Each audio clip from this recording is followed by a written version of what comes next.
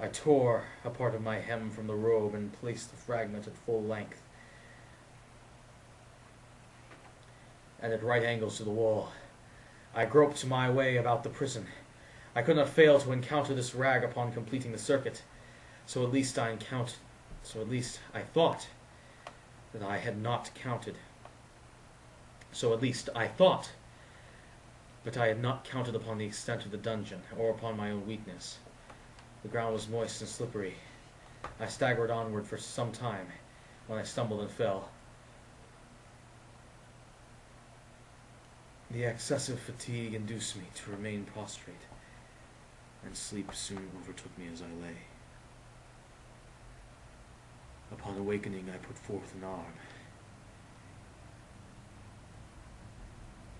I found beside me a loaf and pitcher with water.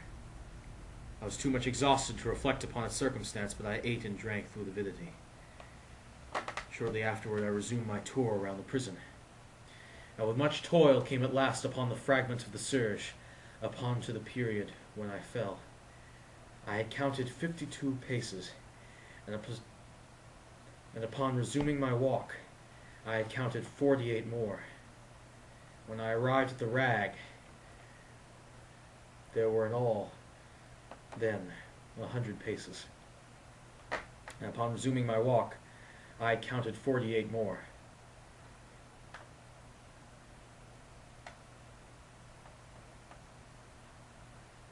When I arrived at the rag, there were in all, then, 100 paces, and admitting 2 paces to the yard, I presumed the dungeon to be 50 yards in circuit. I had met, however, with many angles in the wall, and thus I could form no guess at the shape of the vault. In the wall, and thus I could form no guess at the shape of the vault. And thus I could form no guess at the shape of the vault. For vault I could not help supposing it to be. I had little object, certainly no hope, in these researches, but in the vague curiosity prompted me to continue them. Quitting the wall, I resolved to cross the area of the enclosure. At first I proceeded with extreme caution, for the floor, although seemingly of solid material, was treacherous with slime. At length, however, I took courage and did not hesitate to step firmly, endeavoring to cross it in as direct a line as possible. I had advanced some 10 or 12 paces in this manner, when the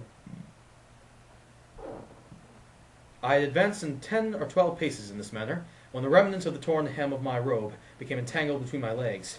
I stepped on it and fell violently on my face. In the confusion attending my fall, I did not immediately apprehend a somewhat startling circumstance, which yet, in a few seconds afterward, in which I lay prostrate, arrested my attention. It was this. My chin rested upon the floor of the prison, but my lips and upper portion of my head, though seemingly as at a less elevated, my chin rested upon the floor of the prison, but my lips and the upper portion of my head, although seemingly at less elevation than my chin, touched nothing. At the same time, my forehead seemed bathed in the clammy vapor, and a peculiar smell of decaying fungus arose to my nostrils. I put forward my arm, and shuddered to find that I had fallen into the very brink of a circular pit, in whose extent, of course, I had no means of ascertaining at the moment. Groping about the masonry just below the margin, I succeeded in dislodging a small fragment, and let it fall into the abyss. For many seconds I hearkened to its reverberations, as it dashed against the sides of the chasm in its descent. At length there was a sullen plunge into water, succeeded by loud echoes. At the same moment there came a sound resembling the quick opening and rapid closing of a door overhead, while a faint gleam of light flashed suddenly through the gloom, as suddenly faded away. And as suddenly faded away. I saw clearly the doom which had been prepared for me, and congratulated myself on the timely accident by which I had escaped. After another step before my fall, and the world had seemed to me no more, and the death just avoided was that of the very character which I regarded as fabulous and frivolous in the tales respecting the Inquisition. To the victims of its tyranny there was a choice of death, with its direst physical agonies, or death in the most hideous of mortal horrors. It had been reserved for the latter. I had been reserved for the latter. By long suffering, my nerves had been unstrung until I trembled at the sound of my own voice, and I had become in every respect a fitting subject for the subspecies of torture which awaited me. Shaking in every limb, I groped my way back to the wall, resolving there to perish rather than risk the terrors of the wells, of which I imagined now pictured many in various positions about the dungeon. In other conditions of mind, it might have had courage to end my misery at once, but my plunge into one of these abysses. But now I was the veriest of cowards. Neither could have forget what I had read in these pits, that of the sudden extinction of life formed no part of their horrible plan. Agitation of spirit kept me awake for many long hours, but at length I again slumbered. Upon arousing, I found by my side, as before, a loaf and a pitcher of water. Burning thirst consumed me, and I emptied the vessel at a draught. It must have been drugged, for I scarcely had I drunk before I became irresistibly drowsy. A deep sleep fell upon me, a sleep like that of death. How long it lasted, I, of course, know not. But when once again I unclosed my eyes, the objects around me were visible, by a wild, sulphurous luster, the origin of which I could not at first determine. I was enabled to see the extent and aspect of the prison. In its size I had been greatly mistaken. The whole circuit of its walls did not extend 25 yards. For some minute this fact occasioned me a world of vain trouble, vain indeed for what could be of less importance under the terrible circumstances which environed me than the mere dimensions of my dungeon. But my soul took a wild interest in trifles, and I busied myself in endeavors to account for the error I had committed in my measurements. The truth at length flashed upon me. In my first attempt at exploration I had counted 52 paces up to the period when I fell. Must then I have been within a pace or two of the fragmented of surge. In fact, I had nearby performed the circuit of the vault. I had then slept, and upon awakening I had returned upon my steps, thus supposing the circuit nearly double what it actually was.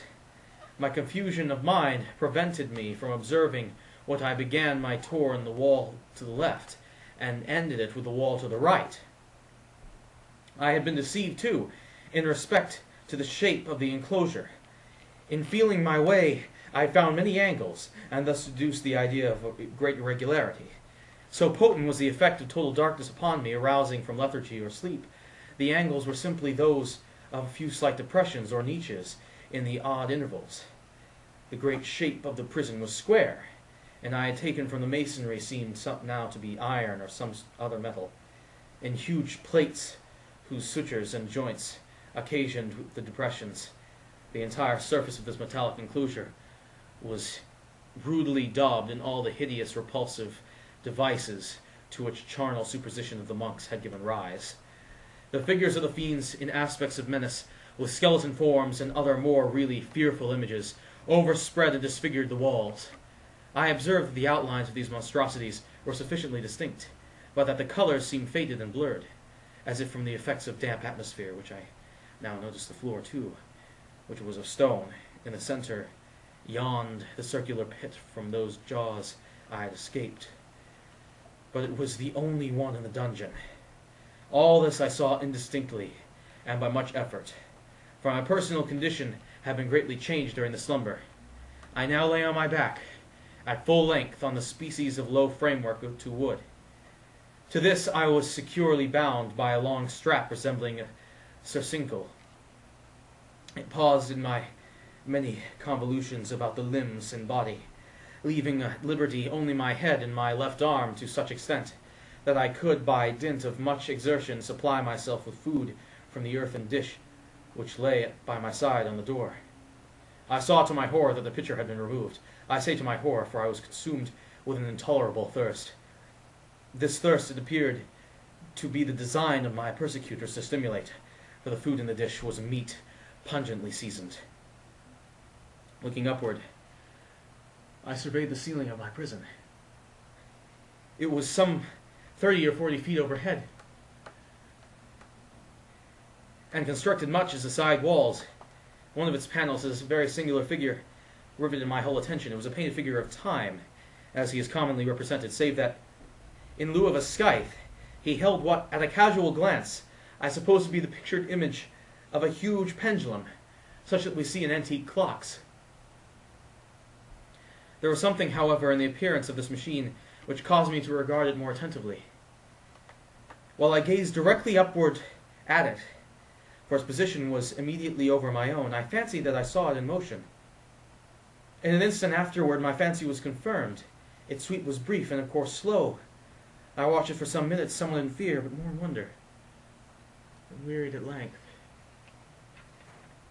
With observing its dull movement, I turned my eyes upon the other objects in the cell.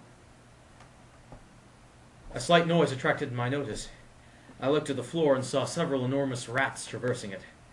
They had issued from the well, which lay just within view to my right. Even then, while I gazed, they came up in troops hurriedly with ravenous eyes, allured by the scent of meat. From this it required much effort and attention to scare them away. It might have been a half an hour, or perhaps even a whole hour, for I could take but imperfect note of the time. From this, before I again cast my eyes upward, what then I saw confounded and amazed me. The sweep of the pendulum had increased in extent by nearly a yard. As a natural consequence, its velocity was also much greater. But what mainly disturbed me was the idea that it had perceptibly descended. I now observed that, what horror, it is needless to say, that its neither extremity was formed with a crescent of glittering steel, about a foot in length from horn to horn, the horns upward, and the under edge evidently was keen as that of a razor. Like a razor also it seemed massy and heavy, tempering from the edge into the solid broad structure above. I was appending to the weighty rod of brass. The whole hissed as it swung through the air. I could no longer doubt the doom prepared for me by the monkish ingenuity in torture. My cognizance of the pit had been known to the inquisitorial agents. The pit whose horrors had been destined for so bold a recusant as myself. The pit typical of hell, and regarded by rumor as the ultimathul of their punishments.